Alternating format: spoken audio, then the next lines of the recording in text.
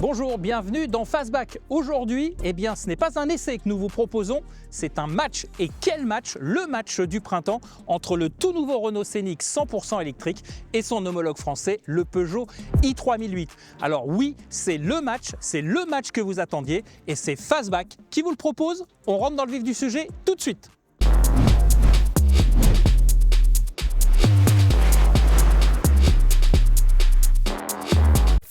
Allez, on rentre tout de suite dans le vif du sujet avec le chapitre esthétique et comme vous pouvez le voir, deux philosophies s'affrontent. Du côté du Peugeot i3008, on a une esthétique plus volumineuse, plus statutaire, alors que du côté du Renault Scénic, c'est une silhouette un petit peu plus contenue, certes dynamique, mais on a l'impression que le gabarit est très petit. Pourtant, il n'y a pas tant d'écart que ça. 4,47 m de long sur le Scénic, 4,54 m sur le Peugeot.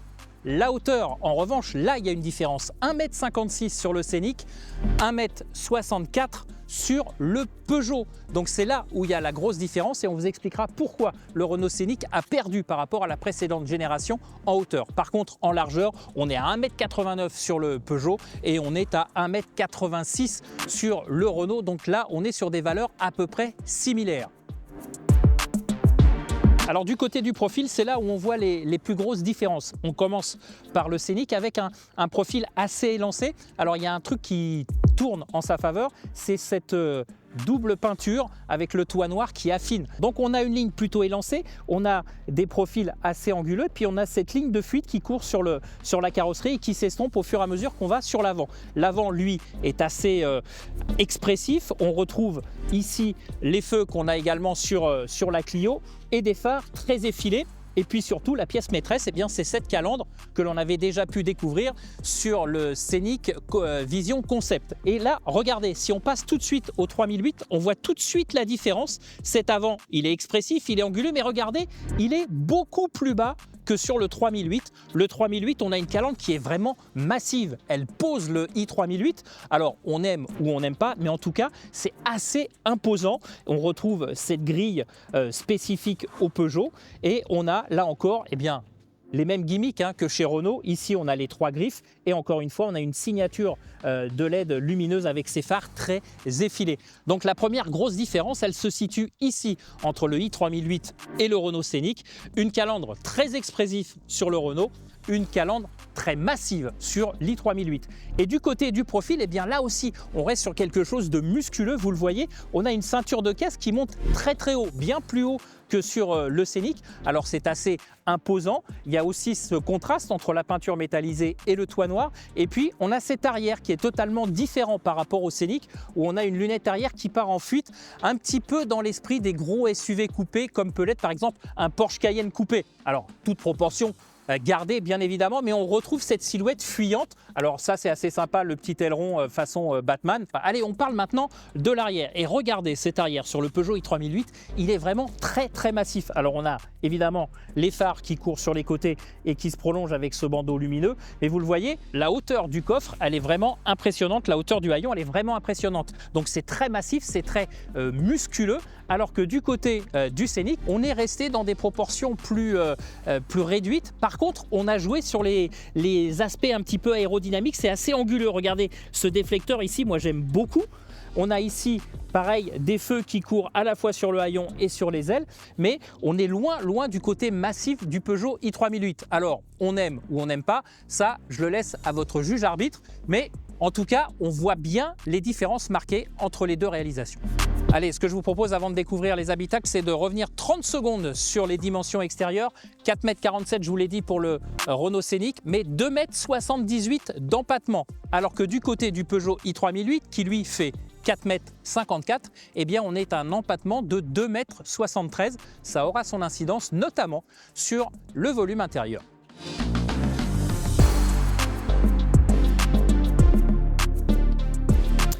Alors, quand on s'installe à bord de ce nouveau Scénic? Eh bien, il n'y a pas de surprise, tout simplement parce que c'est l'intérieur que l'on connaît dans de la Mégane E-Tech, tout simplement. Donc on retrouve cet écran en L avec l'écran central ici en position verticale, et puis on retrouve tout l'agrément de la Mégane E-Tech au niveau des des appréciations. C'est bien fini.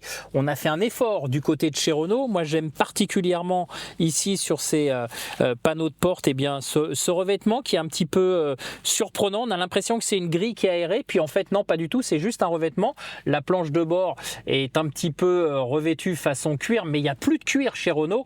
On va vous en reparler dans quelques instants. Par contre, ça reste encore un petit peu dur, pardon. C'est pas vraiment moussé, c'est juste un revêtement qui fait imitation cuir. Et puis ce qu'on peut reprocher aussi, c'est qu'on a des plastiques durs un petit peu sur les parties supérieures. La moquette est plutôt sympa, ça donne un air un petit peu qualitatif. Et je vous le disais, au niveau des matériaux, il n'y a plus de cuir chez Renault. Ici, on a du matériel un petit peu particulier. C'est un tissu en matériaux recyclés.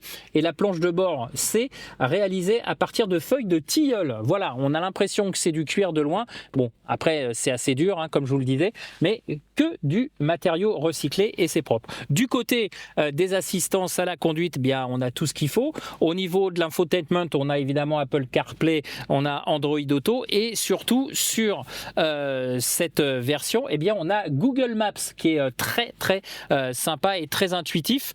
On a surtout un système très réactif et ça c'est sympa.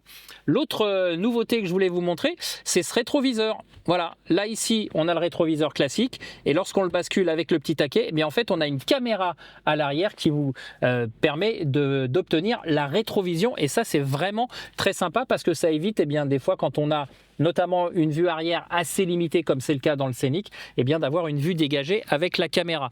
Pour le reste, les agencements sont les mêmes que ce qu'on connaît, avec la partie infotainment sur la droite du volant.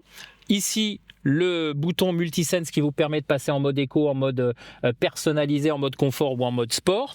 Et puis sur la gauche, le système de régulation de vitesse. Autre chose, au niveau des rangements, il y en a un petit peu partout. On en a ici. On a un bac un petit peu profond qui est plutôt pas mal. On a, et là il faut bien lever l'accoudoir, parce que ici elles sont cachées là, on a 2 prises USB-C. On a un chargeur à induction ici. Et on a évidemment des rangements dans la boîte à gants. Un grand vide-poche ici avec un côté un petit peu modulable avec ses inserts. Donc ça c'est plutôt pas mal vu. Et puis le petit effort qui a été fait, c'est sur les bacs de porte de chez Renault qui a mis de la feutrine un petit peu partout. Donc ça habille, ça fait un petit peu plus cossu. En revanche, ici, cette planche, elle est un petit peu spécifique. Alors là, on a le chargeur induction, comme je vous le disais. Par contre, quand on va conduire, pour vous maintenir, vous tapez avec le genou et c'est quand même assez désagréable, c'est assez inconfortable. Voilà. Après, c'est vrai que lorsqu'on va vers le bas de la planche de bord, c'est du plastique dur, mais ça, on ne peut pas y échapper. Pour une bonne raison également, c'est que Renault a travaillé le poids de ce Renault Scénic. On est à 1800 kg et ça c'est très bien pour une voiture électrique, d'autant qu'elle embarque une grosse batterie de 87 kW, mais ça on y reviendra un petit peu plus tard. Maintenant ce que je vous propose, on passe à l'arrière.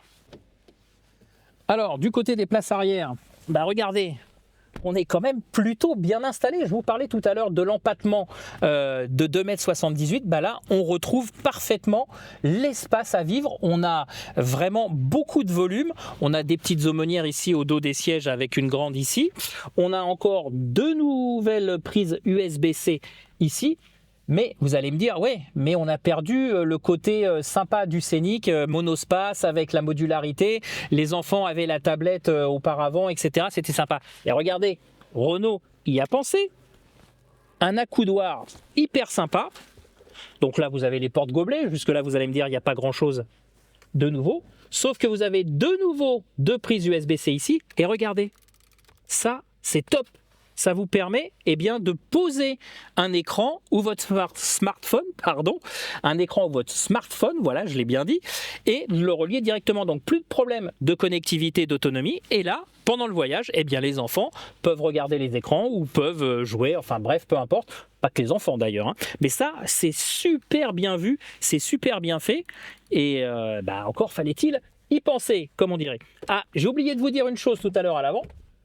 C'est ce toit panoramique. Regardez là, il est totalement occulté, mais c'est un toit panoramique qui peut évidemment laisser rentrer la lumière ou laisser rentrer le soleil quand il y en a. Aujourd'hui, c'est pas trop le cas, mais en tout cas, c'est super sympa et ça permet d'être préservé tout en gardant de la clarté. Voilà. En tout cas, ce qui est certain, c'est qu'au niveau de l'espace, on est plutôt pas mal loti. Alors, on a pareil, comme à l'avant, des hautes portières un petit peu en plastique dur, mais bon, ça c'est comme ça, faut faire avec. Et puis on a toujours cette moquette grise qui court. Non, c'est plutôt sympa. Et puis cette place centrale, comme il y a un plancher plat puisque les batteries sont en dessous, elle est utilisable, mais c'est vrai qu'on sera quand même un tout petit peu mieux à 2 derrière qu'à 3. Donc vous m'avez compris, à 4 en complet dans la voiture ou à 5. Voilà. Je la refais ? Non, je la refais pas. Allez, il nous reste une dernière chose à voir, évidemment, c'est le coffre. Et du côté du coffre, évidemment, électrique, que l'on peut aussi ouvrir à la télécommande, on va dire que le Scénic se positionne dans la bonne moyenne. On est un petit peu plus de 500 litres. On a un plancher qui est ajustable et puis surtout en dessous on a un grand coffre assez profond qui permet justement de mettre les câbles et de ranger encore d'autres ustensiles. Donc on est plutôt dans la bonne moyenne, la moyenne haute je dirais de la catégorie. Donc ça c'est plutôt bien vu du côté de ce Renault Scénic. Maintenant ce que je vous propose c'est d'aller découvrir l'intérieur du Peugeot i3008 et vous allez voir on change complètement d'ambiance. Alors justement, l'intérieur de ce i3008, qu'est-ce que ça donne ? Et je vous le disais, quand on descend du Scénic, le changement d'ambiance est radical. Sur le i3008, on est vraiment, dans le concept e-cockpit, on est vraiment tout centré vers le conducteur, avec cette séparation ici très marquée, c'est voulu bien évidemment, mais on se retrouve avec quelque chose de beaucoup plus, entre guillemets, personnel vis-à-vis du conducteur. Alors on a cet écran de 21 pouces évidemment devant qui est spécifique à cette version haut de gamme GT. On a évidemment toutes les touches sensitives avec les fameux toggles qui permettent de créer des raccourcis suivant votre convenance. Donc vous pouvez aller chercher le GPS, enfin des choses un petit peu plus personnelles telles que vous les aurez configurées. Et on a donc toutes ces touches sensitives alors que du côté du Scénic, on avait gardé quand même quelques touches physiques pour les raccourcis. Au niveau de l'agencement, écoutez, c'est plutôt pas mal. Ici, on a des rangements avec une prise USB-C, deux prises USB-C, ici des portes gobelets. Là, on a encore quelque chose qui permet de ranger. Alors, ce coffre sous cet accoudoir, il est réfrigéré. Donc ça, c'est plutôt une bonne nouvelle. Et puis, on a encore, je vous avais dit que j'aimais particulièrement l'effet design du Renault Scénic, mais regardez ici, Peugeot a vraiment bien travaillé avec ce rétro-éclairage tout autour de la planche de bord et des portières. Et ce rétro-éclairage, il change de couleur en fonction du mode de conduite que vous choisissez. Après, on a cette espèce de moquette grise qui est un petit peu partout dans la voiture. Moi, je trouve ça plutôt sympa.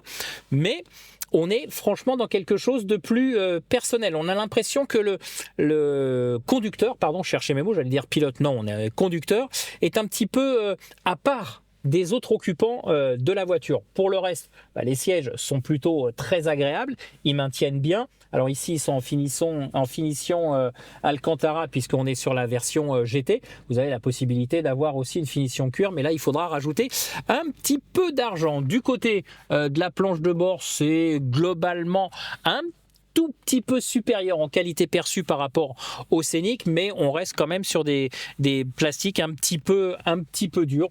Pour le reste, sincèrement, on est bien installé. Après, on retrouve le fameux volant Peugeot. C'est le gimmick maintenant sur les Peugeot.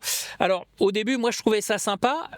Là, maintenant, dans une voiture telle que le i3008, je le trouve presque un petit peu trop décalé, si vous me permettez. Mais bon, après ça, c'est une question de feeling et de philosophie personnelle. Je vous laisserai faire votre propre avis là-dessus. Et puis, comme sur le Renault Scénic, d'un côté, à droite, tout ce qui concerne l'infotainment, à gauche, tout ce qui concerne les aides à la conduite. Sachez que ce Peugeot i3008 a une conduite autonome de niveau 2. Voilà. Maintenant, ce que je vous propose, c'est tout simplement de passer à l'arrière. Alors, et là, c'est une surprise, mais pas forcément une bonne surprise. Quand on est installé à l'arrière du i3008, comparativement au Scénic, on a moins de place, on a moins d'espace, on se sent plus confiné. La banquette est un petit peu plus restreinte, on est un petit peu plus les jambes relevées.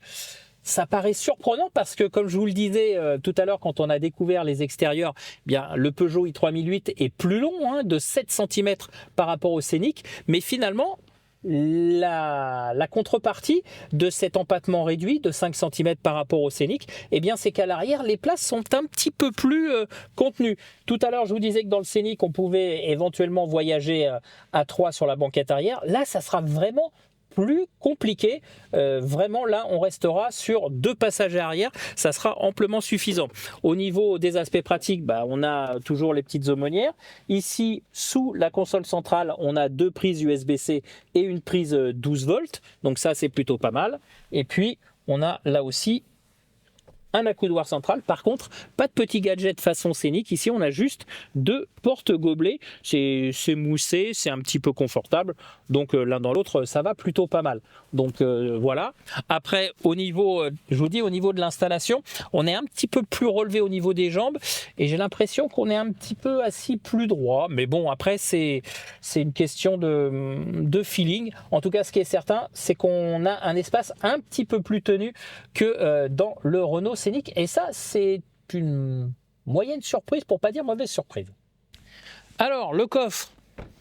Alors, vous le voyez, cette malle, elle est massive, mais qu'est-ce qui se cache sous ce haillon? Il se cache un coffre globalement dans la valeur de celui du Scénic. Alors, comme pour le Scénic, je vous en ai pas parlé, mais vous le voyez sur les images, on a quand même des seuils de chargement assez hauts. Du côté du Scénic, on arrive, comme le Scénic, on arrive sur le i3008 à environ 500 litres. Et pareil, on a un plancher qui libère un espace où on peut ranger, vous le voyez, les câbles et encore quelques affaires. Et on peut même le moduler, ce coffre, en remontant donc la planche pour avoir un seuil un petit peu plus haut, mais totalement plat. Voilà. Donc globalement, l'un comme l'autre, que ce soit le Scénic ou ce i3008, on est sur des valeurs autour de 500 litres pour les coffres. Ça reste des valeurs qui sont quand même relativement acceptables, d'autant plus qu'on rappelle que ces 2 véhicules ont quand même l'esprit familial comme prime objet.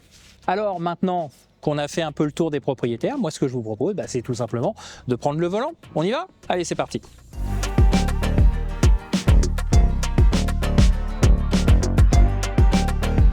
On commence par le Renault Scénic. Un Renault Scénic qui, je vous le rappelle, est donné pour une batterie de 87 kW et 220 chevaux. Donc là, on est sur une route plutôt standard, avec des bouts droits, quelques virages. Et les premières informations qui remontent, c'est on a quand même un petit peu de bruit de roulement. Alors c'est vrai que la route est un petit peu granuleuse, mais on a quand même des bruits de roulement qui remontent. Alors je vous rappelle que sur cette version haut de gamme, on a des jantes de 20 pouces qui sont en option, puisque d'origine on est en 19 pouces. Alors est-ce que ça vient aussi un petit peu de là? Peut-être. En revanche, ce qui est certain, c'est que ces roues de 20 pouces, elles amènent un tout petit peu de dégradation en termes de confort. On sent bien les inégalités de la route. C'est pas catastrophique, mais dès qu'on passe sur un changement de revêtement, on le sent tout de suite et ça renvoie dans la voiture, dans le châssis.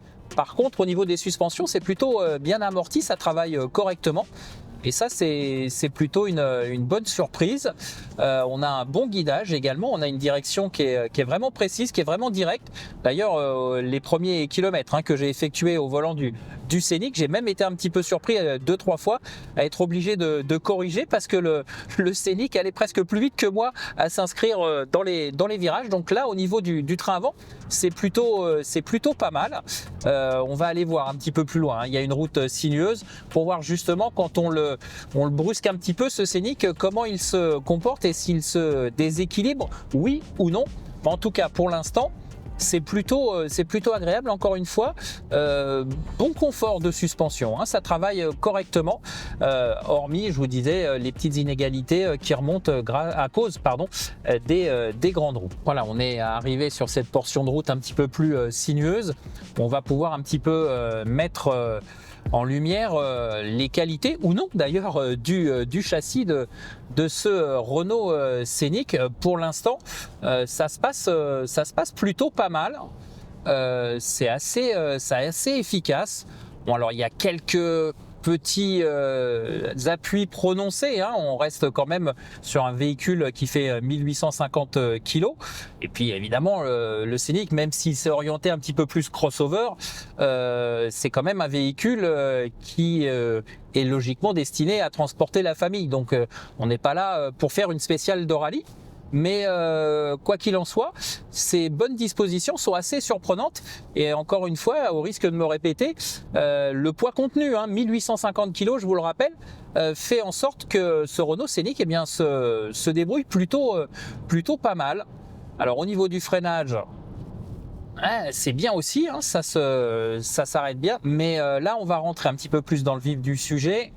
Ouais, ça s'écrase un tout petit peu, hein. Il y a quelques transferts de masse, mais c'est pas non plus trop marqué.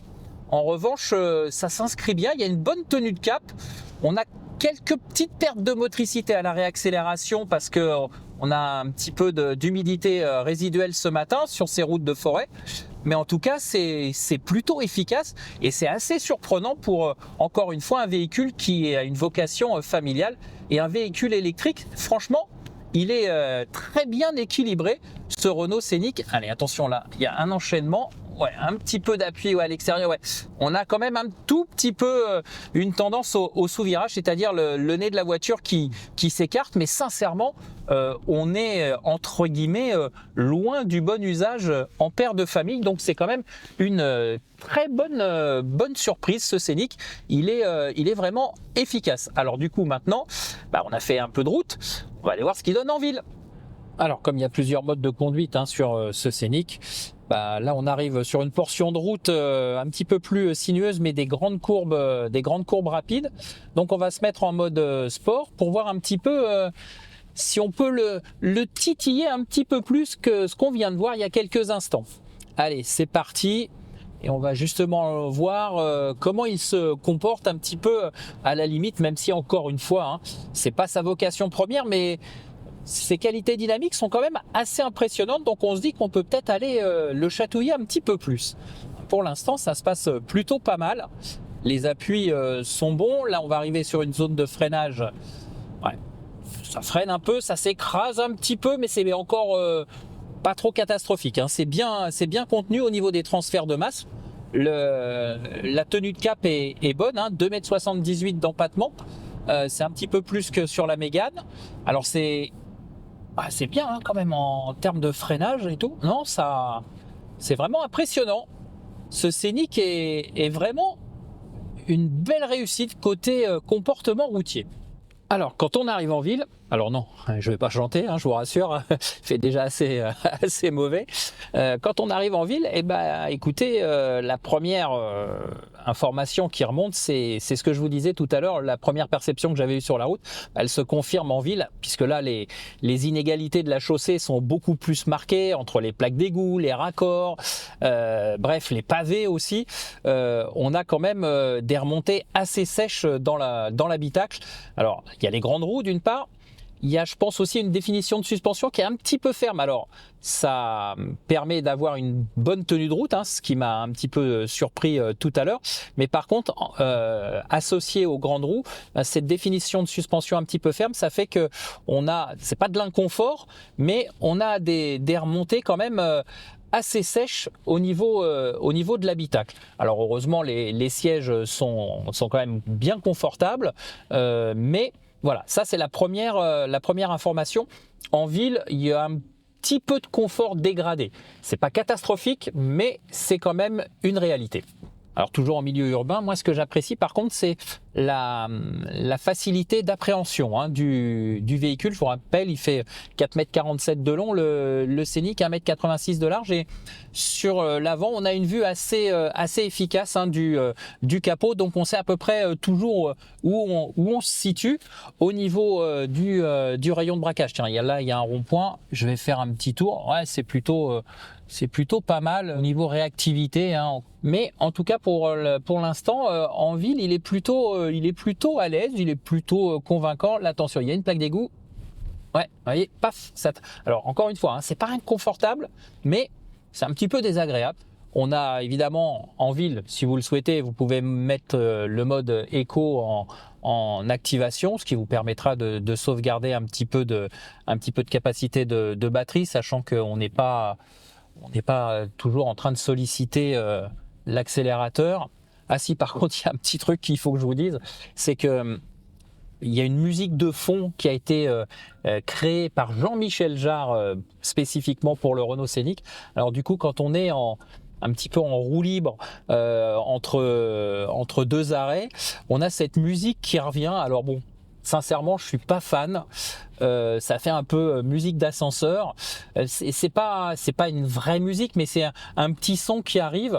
C'est perceptible évidemment, mais bon, je suis pas certain que ça soit quelque chose d'indispensable. Voilà. Après, chacun verra en fonction. Si vous êtes fan de Jean-Michel Jarre, écoutez, vous apprécierez. Maintenant, pour le reste, c'est un petit peu superflu, je dirais. Allez, ce qu'on va faire maintenant, c'est qu'on va prendre les voies rapides et l'autoroute. Bon, par contre, je me suis remis en mode confort, hein, parce que en mode éco, vous êtes bridé en puissance et en vitesse maxi. Donc, il vaut mieux rouler en mode confort, sauf si vous êtes vraiment très très bas au niveau de la batterie pour être sûr d'arriver à la borne de recharge suivante. Alors, par contre, là, je suis pas encore très très vite, hein, c'est une route à 110 pour l'instant. La première information qui remonte, c'est qu'il y a quand même pas mal de bruit d'air autour des montants du pare-brise.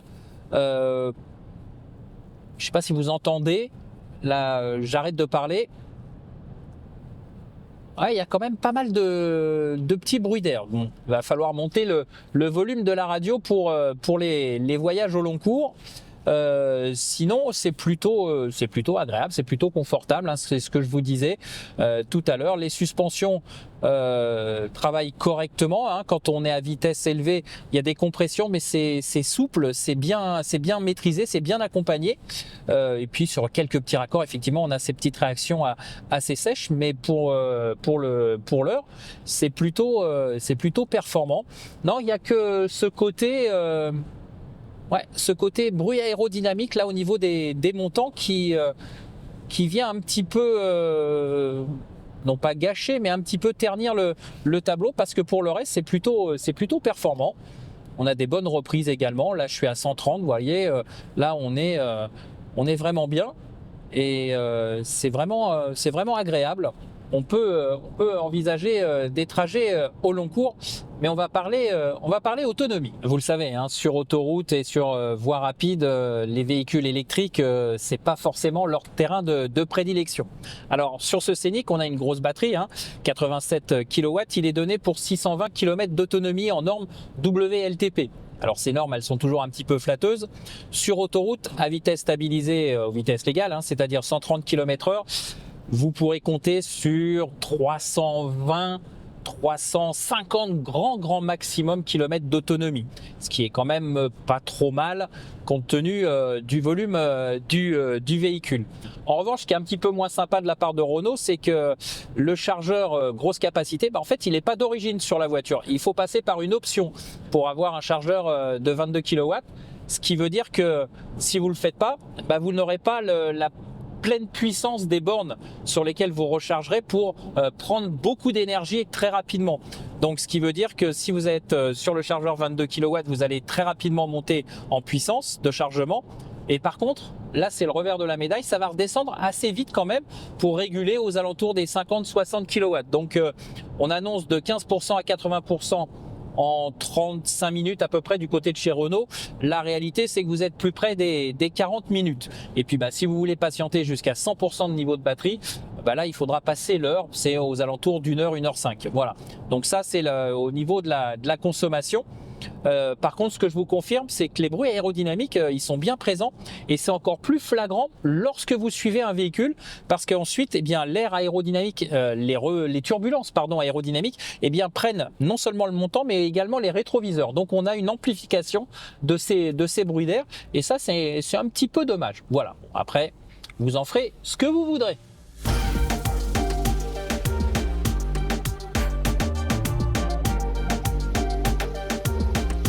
Alors nous voici au volant du Peugeot i3008. La première constatation qu'on fait par rapport au Renault Scénic, c'est qu'on n'est absolument pas positionné de la même façon. On a l'impression d'être assis beaucoup plus haut par rapport à la route.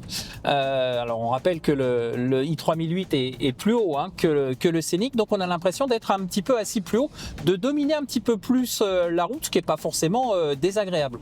En revanche, et on va prendre le même parcours pour pouvoir comparer dans les mêmes conditions, je me plaignais tout à l'heure des bruits de roulement du Renault Scénic.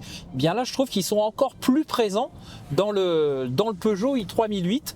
On a beaucoup plus de présence sonore. Alors encore une fois, c'est des grandes roues, on est en 21 pouces là sur cette finition GT et on a quand même ces bruits de roulement qui sont assez présents. Alors c'est vrai que sur des voitures thermiques, on ne prête pas forcément attention à ce genre de choses parce qu'il y a toujours un petit peu la sonorité du moteur. Mais là, évidemment, sur les véhicules électriques, c'est les choses qui reviennent tout de suite parce que, hormis ces bruits-là, on n'a pas d'autres sonorités. Donc, par rapport au Scénic, c'est un petit peu plus présent dans l'habitacle. Et j'ai même l'impression qu'au niveau des suspensions, on est même un peu plus ferme. Alors, ce qui va peut-être nous valoir là aussi des bonnes surprises côté tenue de route. Par contre, au niveau de la direction, on est un petit peu plus flou, je dirais, dans le feeling. Ouais, c'est un petit peu moins précis quand on met la voiture en appui dans les virages. Déjà, on a un petit peu moins de ressenti dans le volant, et j'ai l'impression que les mouvements de caisse finalement sont un petit peu plus prononcés. On va attendre d'arriver sur la partie un petit peu plus sinueuse pour vérifier tout cela. Mais j'ai l'impression qu'au niveau comportement, on est un ton en dessous du Scénic. Voilà, on arrive dans la partie sinueuse et on va pouvoir effectivement jauger un petit peu ce i3008, déjà en tant que tel, et puis ensuite en faisant référence au Scénic. Bon. Les premières courbes sont négociées sans trop de soucis. Ouais, par contre, au freinage, on a un petit peu de transfert de masse. C'est un petit peu plus marqué que sur le Scénic. Par contre, la pédale, elle est un petit peu bizarre au niveau du frein. On dirait qu'elle manque de consistance. Par contre, c'est moins réactif à l'accélération que le Renault Scénic. Alors, on est sur les deux modes, le même, identique, confort. Ici, chez Peugeot, c'est appelé mode normal. Oula, par contre, ça s'écrase un peu plus là dans les prises de virage. On sent que le transfert de masse est un peu plus important sur ce Peugeot i3008 et on sent que c'est les pneus qui encaissent et qui commencent à travailler. Et on va attendre l'enchaînement de virages, mais par contre ça manque de watts. Honnêtement, c'est flagrant là. Quand on est en accélération, on a l'impression qu'il y a un temps de latence. Ouais, là ça s'écrase vraiment par rapport au Scénic. Ouais, c'est un petit peu moins bien tenu par rapport au Renault Scénic au niveau du Peugeot i3008. C'est un petit peu moins performant, ce qui est un petit peu surprenant d'ailleurs, puisque Peugeot nous a toujours habitués à avoir des voitures assez dynamiques et assez précises au niveau du train avant. Alors, il y a aussi une explication à ça, hein. C'est que je vous le disais tout à l'heure, le Scénic c'est 1845 kg à peu près. Là, on est quasiment à 2 tonnes 2 sur le i3008. On est à 2185 kg, si je ne dis pas de bêtises, pour être très précis. Ça se sent, hein. Quand vous êtes en phase de freinage, il y a plus de poids, il y a plus de poids à arrêter, il y a plus de poids à inscrire, et donc forcément, le comportement routier, il s'en ressent. Et là, franchement, c'est assez net, c'est assez marqué. Et par contre, ce qui est assez surprenant, c'est que en termes de réactivité, voilà, je cherchais le mot, en termes de réactivité, on a l'impression qu'il se passe beaucoup moins de choses sur le i3008 que dans le Scénic. Et encore une fois, j'ai bien vérifié, hein, je suis sur le mode normal au niveau conduite du 3008, ce qui correspond au niveau confort sur le Scénic. Et bien là, franchement, il y a une vraie différence. Alors au niveau de la puissance, on est à 210 chevaux sur le i3008 pour 220 sur le Scénic. Donc c'est pas ces 10 chevaux là qui doivent faire la différence. Moi je pense que le problème il vient du poids, hein. Il y a quasiment 400 kg d'écart. Donc ça se ressent forcément. Allez, on accélère. Ouais, je vous le confirme, même en accélérant en mode sport là, on est quand même assez loin de ce qu'on avait comme sensation tout à l'heure avec le Renault Scénic. Alors là on arrive dans une courbe en appui. Ça freine et ça s'écrase un peu plus, hein. Sincèrement, on est moins bien tenu que sur le Renault Scénic. Et puis par contre, au niveau des freins, j'ai pas du tout le même feeling, hein, au niveau de la pédale qu'avec le Renault Scénic. J'ai l'impression que par moment c'est un peu inconstant. C'est peut-être pas forcément le cas, mais en tout cas, le feeling est pas tout à fait le même, hein. On a une pédale qui est beaucoup plus molle, plus longue. Et ça donne un sentiment des fois de se dire est-ce que ça va s'arrêter correctement. Alors j'ai engagé le système de régénération au freinage, hein, avec les palettes comme on trouve d'ailleurs sur le Scénic, donc je l'ai mis au niveau le plus élevé, ce qui a aussi un petit peu tendance à aider le freinage. Mais pour l'instant, clairement au niveau dynamique, ce Peugeot i3008, il est derrière, hein, on va pas se le cacher, il est derrière le Renault Scénic. On a encore une dernière partie là pour refaire un petit peu d'appui en courbe rapide, mais sincèrement, ça, ouais. Puis là, on voit, hein, vous l'avez peut-être entendu, là, les suspensions, c'est quand même plus ferme. Il y a des réactions plus sèches aussi. Alors encore une fois, c'est pas totalement inconfortable, mais c'est un petit peu désagréable et en tout cas, c'est plus prononcé que sur le Renault Scénic. Et le dernier secteur pour confirmer ce que je vous disais il y a quelques instants sur la tenue de cap et sur les transferts de masse du i3008. Voilà, on y arrive et on va pouvoir... Oh, ça tape encore là avec ce raccord là. Oh, c'est vraiment désagréable ça, hein. Ouais, là clairement, j'ai la pédale qui est quasiment au plancher et on est bien loin des sensations du Scénic. Ouais, là ça s'écrase encore un peu. C'est tenu, mais c'est moins bien tenu que dans le Scénic, hein. Voilà, le freinage. Ouais, on sent qu'il faut des fois corriger un petit peu plus au volant qu'avec le Scénic. Donc, encore une fois, on dépasse un petit peu le cadre d'utilisation, hein, de ces deux voitures. Mais là, clairement, en termes d'efficacité de châssis, d'efficacité et de réactivité à l'accélération, le Peugeot est un ton en dessous, clairement, du Renault Scénic. Allez, ça y est, cette fois on est en ville. Alors déjà, la première information, c'est que le petit volant, hein, le fameux volant qui s'intègre dans le iCockpit, c'est vrai qu'en ville, ça permet, notamment comme je viens de le faire ici, de négocier les ronds-points de façon plus facile. J'ai presque l'impression d'ailleurs que au niveau du rayon de braquage, on est plus court, hein, sur le Peugeot et ça se confirme, c'est un petit peu plus facile qu'avec le Renault. Mais par contre, ouais, je confirme aussi, et là on a quelques raccords là qui se sont présentés sous nos roues. Ouais, on est sur une définition de suspension, j'ai l'impression encore plus ferme, hein, que sur le Scénic. Et puis, comme je le disais tout à l'heure avec le Renault, effectivement, dès qu'on a des inégalités, ping, ça tape et ça remonte dans l'habitacle.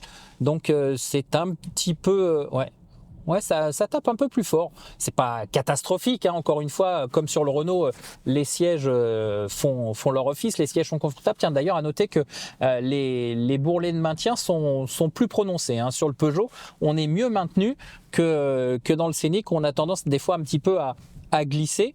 Mais par contre, ouais, je confirme, ouais, c'est plus ferme. C'est plus ferme, c'est pas inconfortable, mais c'est plus ferme que sur le Scénic. Toujours dans les évolutions en ville, hein, au niveau, je dirais, du gabarit, hein, du i3008, on est quand même sur quelque chose de plus volumineux. Alors, comme je le disais tout à l'heure, on est assis plus haut, donc ce qui permet quand même de dominer un peu plus la route que sur le Scénic. On voit un petit peu moins bien, hein, sur les bouts du capot du i3008. Et par contre, on a quand même quelque chose de plus volumineux, hein. Je vous rappelle qu'il est 7 cm plus grand que le Scénic. Ça se ressent un petit peu quand même au niveau du gabarit, au niveau des évolutions en ville. Par contre, ce que je voulais vous faire écouter, c'est... Ah oui, le bruit des clignotants, c'est un peu suranné, je trouve. On est sur des bruits évidemment amplifiés, mais... Ouais, c'est pas le mieux. Mais bon, écoutez...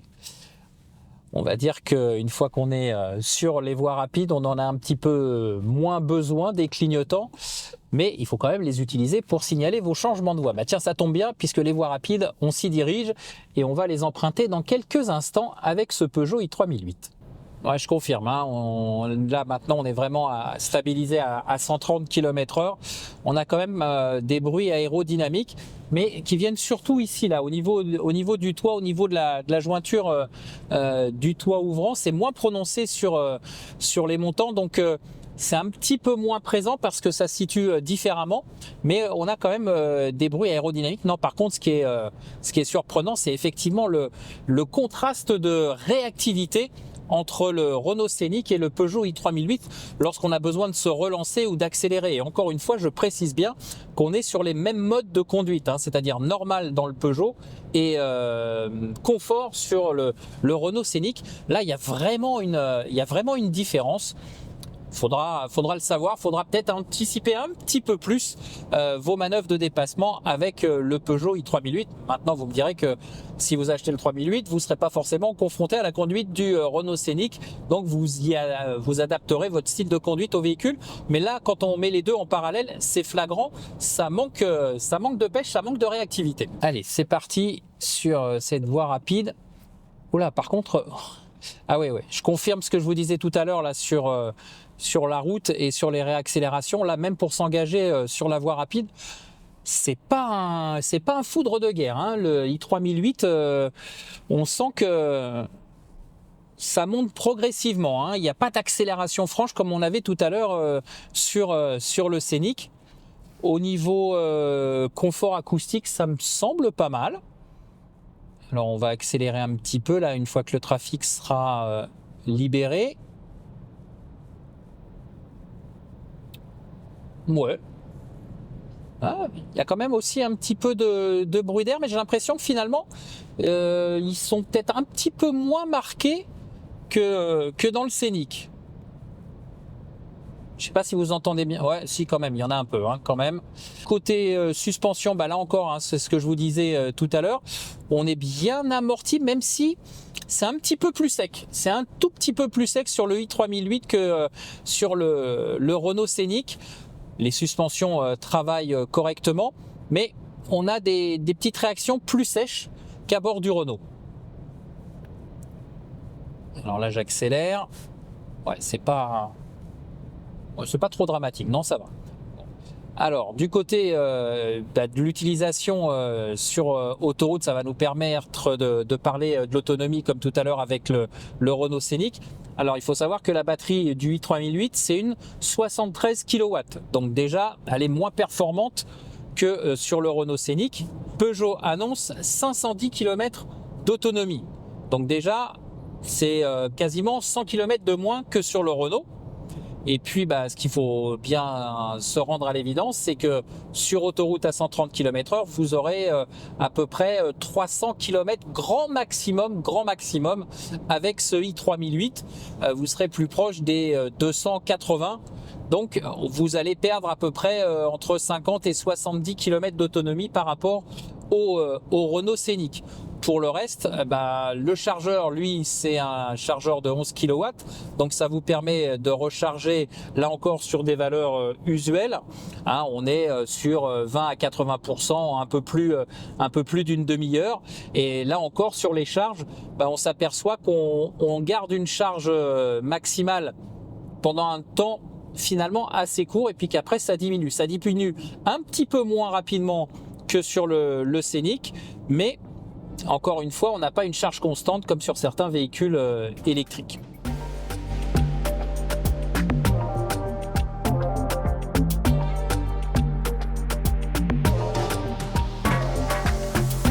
Allez, avant de conclure ce match, on va parler des choses qui fâchent. Vous l'avez compris, on va aborder le chapitre budget.